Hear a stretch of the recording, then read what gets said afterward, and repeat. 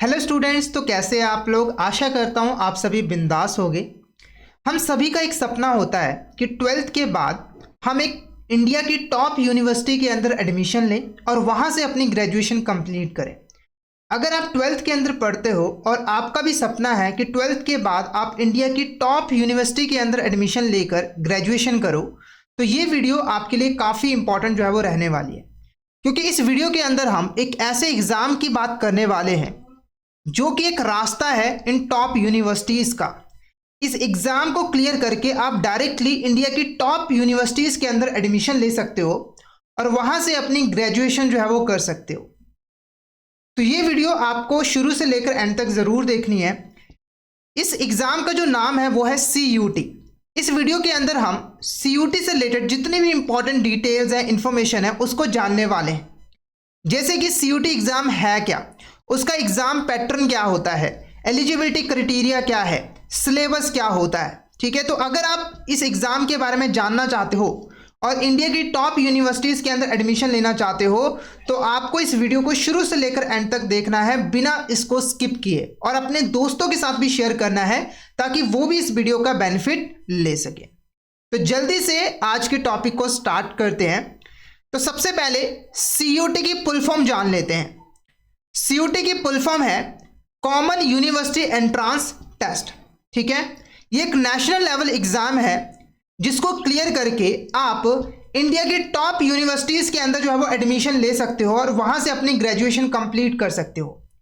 ये जो CUET exam है ये आपको इंडिया के अंदर 250 यूनिवर्सिटीज का एक्सेस प्रोवाइड करता है, यानी कि इस एग्जाम को क्लियर करके आप 250 से ज़्यादा यूनिवर्सिटीज़ के अंदर जो है वो एडमिशन ले सकते हो, जो भी आपको यहाँ पर पसंद हो।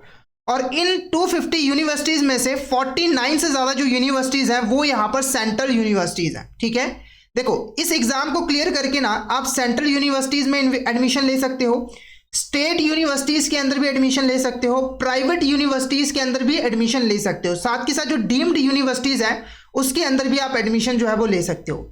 ये जो एग्ज़ाम है वो स्टार्ट हुआ था 2022 से। ठीक है, और इस एग्ज़ाम को ऑर्गेनाइज करता है नेशनल टेस्टिंग एजेंसी, और ये जो नेशनल टेस्टिंग एजेंसी है वो हमारे देश के अंदर और बहुत सारे एग्ज़ाम जैसे कि JEE, नीट एग्ज़ाम को भी ऑर्गेनाइज करता है और कंडक्ट करता है। तो यहाँ पर CUET क्या है, ये बेसिकली एक एंट्रांस टेस्ट है। ठीक है, जिसको क्लियर करके आप इंडिया की टॉप यूनिवर्सिटीज़ के अंदर एडमिशन ले सकते हो और अपनी ग्रेजुएशन कंप्लीट कर सकते हो। CUT एग्जाम के ना दो कंपोनेंट्स हैं, CUT UG और CUT PG। ठीक है, तो देखो ये जो CUT UG है ना, ये जो एग्जाम होता है वो अंडर ग्रेजुएट एडमिशन्स के लिए होता है। जैसे अगर आप अभी 12th में पढ़ रहे हो, ठीक है, और आपने यहाँ पर 12th पास जो है वो कर ली है, ओके, तो अब आप क्या करोगे, आप ग्रेजुएशन करोगे।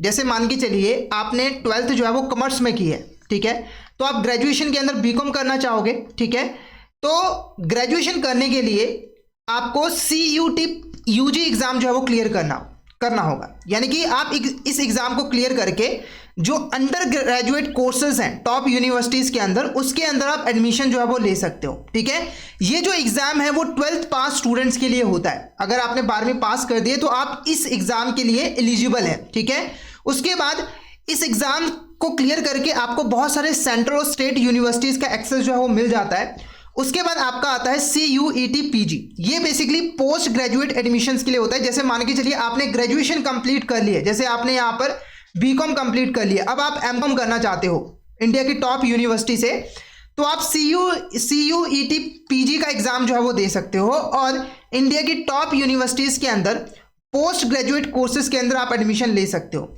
इसके लिए बैचलर की डिग्री होना ज़रूरी है और इस एग्ज़ाम को क्लियर करके आप सेंट्रल और स्टेट यूनिवर्सिटीज़ के अंदर एडमिशन जो है वो ले सकते हो। ठीक है, इस वीडियो के अंदर हम CUET UG के बारे में जो है वो बात करने वाले हैं। ठीक है, तो आपने ध्यान रखना है कि अब हम जो एग्ज़ाम पैटर्न यहाँ पर डिस्कस करने वाले हैं, सिलेबस डिस्कस करने वाले हैं, वो बेसिकली CUET UG का है। ठीक है, PG के ऊपर हम कोई और वीडियो जो है वो लेकर आएंगे। सबसे पहले हम बात करेंगे एग्जाम पैटर्न की, यानी कि जो CUET एग्जाम है इसका पैटर्न क्या रहता है। तो देखो इस एग्जाम को 3 सेक्शंस के अंदर जो है वो डिवाइड किया गया है। सेक्शन 1 सेक्शन 2 और सेक्शन 3, ठीक है। सेक्शन 1 के अंदर लैंग्वेज टेस्ट होता है, ठीक है, यानी कि आपकी लैंग्वेज के ऊपर कितनी अच्छी पकड़ है उसको जानने के लिए आपका टेस्ट लिया जाता है। सेक्शन 2 के अंदर आपके डोमेन सब्जेक्ट्स आते हैं और सेक्शन 3 के अंदर जर्नल एप्टीट्यूड टेस्ट जो है वो आता है, ठीक है।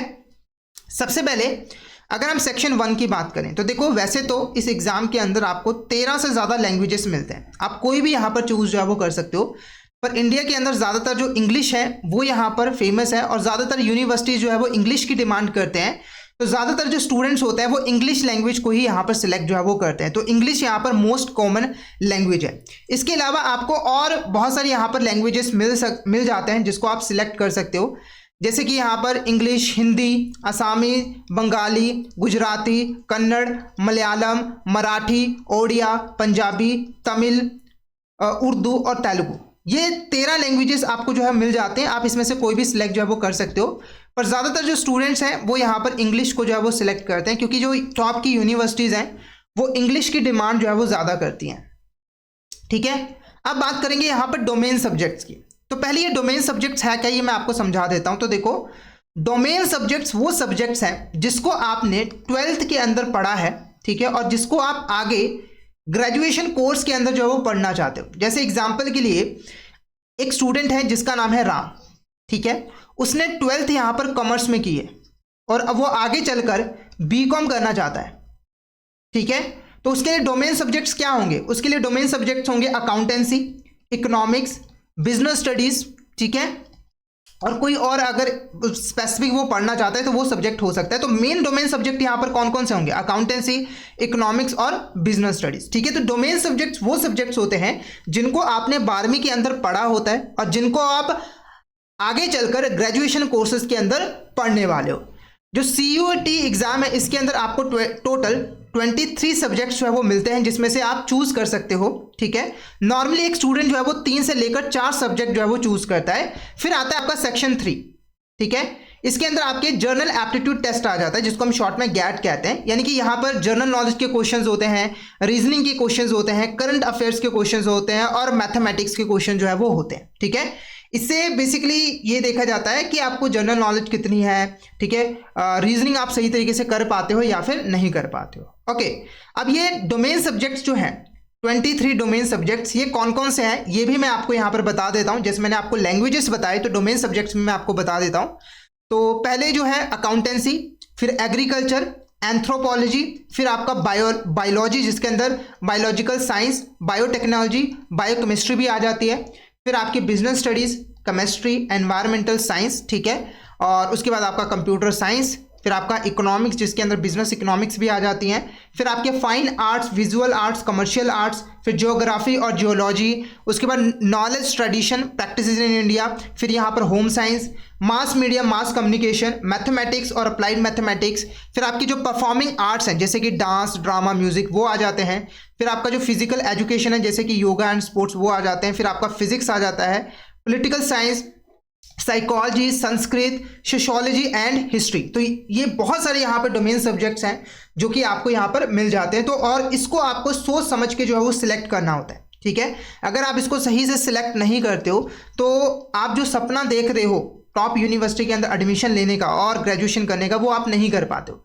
जैसे एग्जाम्पल के लिए अगर एक यूनिवर्सिटी है, जैसे दिल्ली यूनिवर्सिटी है, उसकी रिक्वायरमेंट है कि आपको इंग्लिश आनी चाहिए, ठीक है, और आपकी जो डोमेन सब्जेक्ट है, जैसे आप बीकॉम करना चाहते हो तो मिनिमम उसके अंदर अकाउंटेंसी, बिजनेस स्टडीज़ और इकोनॉमिक्स होनी चाहिए। अगर आपने ये 3 सब्जेक्ट डोमेन सब्जेक्ट सिलेक्ट नहीं किए तो आप इस यूनिवर्सिटी के अंदर एडमिशन नहीं ले सकते और बीकॉम के अंदर ग्रेजुएशन आप नहीं कर सकते हो, ठीक है।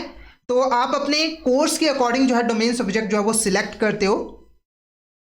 अब बात करेंगे CUET एग्जाम फॉर्मेट और स्कोरिंग ब्रेकडाउन की, ठीक है।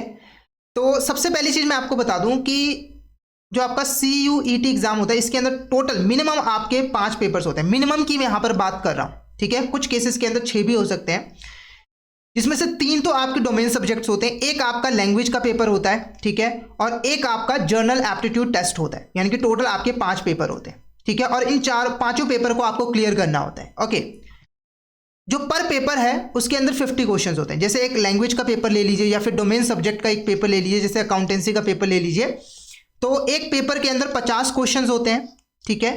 एक क्वेश्चन जो है वो 5 नंबर का होता है। अगर आप एक क्वेश्चन को करेक्ट करते हो तो आपको 5 नंबर जो है वो मिलते हैं, ठीक है। यानी कि जो पूरा का पूरा पेपर होता है वो 250 नंबर का जो है वो रहता है। हालांकि इस एग्जाम के अंदर नेगेटिव मार्किंग भी है, यानी कि अगर आप कोई भी क्वेश्चन गलत करते हो तो उसकी वजह से आपका एक नंबर जो है वो कट हो जाएगा, ठीक है। अगर आपको नेगेटिव मार्किंग डिटेल में समझना है तो इसके लिए मैं वीडियो जरूर यहाँ पे जो है वो लेकर आऊंगा। यहाँ पर समझिए कि अगर आप पेपर के अंदर एक क्वेश्चन सही करते हो तो आपको 5 पॉइंट्स मिलते हैं, 5 नंबर मिलते हैं, और एक क्वेश्चन अगर आप गलत करते हो तो आपका नेगेटिव मार्किंग का एक नंबर कट हो जाता है। एक पेपर को कंप्लीट करने के लिए आपको टोटल 60 मिनट का टाइम पीरियड जो है मिलता है। आपका जो पेपर होता है वो कंप्यूटर बेस्ड टेस्ट होता है, यानी कि आप कंप्यूटर पे बैठते हो और ऑनलाइन जो है आप पेपर यहाँ पे जो है वो देते हो, और जो क्वेश्चंस होते हैं वो मल्टीपल चॉइस क्वेश्चंस होते हैं, ठीक है। तो ऑनलाइन कंप्यूटर के ऊपर बैठकर माउस की हेल्प से आप करेक्ट आंसर को जो है वो चूज करते हो, ठीक है। तो मिनिमम आपके 5 सब्जेक्ट होते हैं, तो टोटल आपके जो नंबर होंगे, मिनिमम की बात कर रहा हूँ इन जनरल, तो वो 1250 होंगे, ठीक है। अब डिसाइड कैसे होता है कि आपने एग्जाम को क्लियर किया या फिर नहीं किया? तो देखो वो कट ऑफ होता है। हर यूनिवर्सिटी जो है अपना एक कट ऑफ जो है वो लेकर आती है, हर साल एक नया कट ऑफ जो है वो होता है, और उसके अकॉर्डिंग ही आपको यहाँ पर यूनिवर्सिटी जो है वो मिलती है, ठीक है। अगर आप टॉप पे आते हो तो आपको अपनी मनपसंद यूनिवर्सिटी का एक्सेस जो है वो मिल जाता है, ठीक है। अगर थोड़े कम मार्क्स आए तो आपको ठीक ठाक यूनिवर्सिटी जो है वो मिल जाती है, ओके। अब बात करते हैं एलिजिबिलिटी की। सीयूटी एग्जाम के लिए एलिजिबिलिटी क्या है? तो अगर आप सीयूटी एग्जाम देना चाहते हो, जैसे यूजी की अगर हम यहाँ पर बात करें, तो आपकी 12वीं पास होनी चाहिए, ठीक है।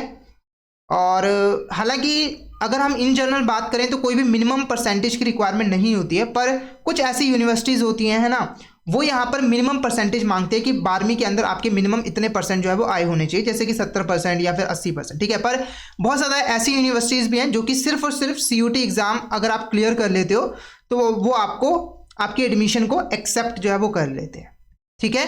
उसके बाद बात करेंगे सीयूटी एग्ज़ाम 2026 एग्ज़ाम शेड्यूल की। तो देखो जो रजिस्ट्रेशन है वो स्टार्ट हो गई थी जनवरी के अंदर ही, ठीक है। ऑनलाइन जो सबमिशन थी एप्लीकेशन फॉर्म की वो 3 से लेकर 30 जनवरी तक की जानी थी, ठीक है।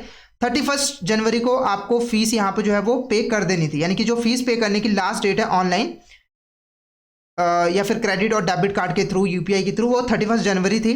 उसके बाद अगर आप अपनी एप्लीकेशन फॉर्म में कोई भी करेक्शन करवाना चाहते हो, जैसे आपका नाम गलत हो गया है, ठीक है, या फिर डोमेन सब्जेक्ट गलत हो गए हैं, तो उसकी जो डेट थी वो 2 से 4 फरवरी तक की थी। हालांकि ये डेट जो है वो निकल चुकी है, फिर भी आपको पता होना चाहिए कि इसके आसपास ही रजिस्ट्रेशन वगैरह होती है। उसके बाद सिटी ऑफ एग्जामिनेशन जो है वो बाद में अनाउंस की जाती है वेबसाइट के ऊपर, ठीक है। और एडमिट कार्ड को डाउनलोड भी वेबसाइट के ऊपर ही यहाँ पर किया जाता है, ठीक है।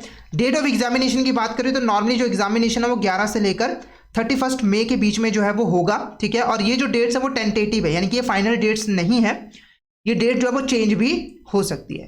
तो यहाँ पर हमने सीयूटी एग्जाम के बारे में डिटेल में समझ लिया कि सीयूटी एग्जाम यहाँ पर क्या है, ठीक है, और ये क्यों दिया जाता है, ठीक है। तो अगर मैं यहाँ पर कंक्लूड करूँ तो सीयूईटी एग्जाम क्या है? ये कॉमन यूनिवर्सिटी एंट्रेंस टेस्ट है, जिसकी हेल्प से आप यहाँ पर देश की टॉप यूनिवर्सिटीज़ के अंदर एडमिशन जो है वो ले सकते हो। ये नेशनल लेवल का एग्ज़ाम है, ठीक है, और इसको 2022 के अंदर ही यहाँ पर इंट्रोड्यूस जो है वो किया गया था, ठीक है। और ऐसी और वीडियोस जो है वो हम अपने चैनल के ऊपर अपलोड जो है वो करते रहेंगे, ओके। तो आज की वीडियो आपको कैसी लगी ये आप यहाँ पर कमेंट करके ज़रूर बताना, और अगर वीडियो आपको अच्छी लगी हो तो वीडियो को लाइक कर देना।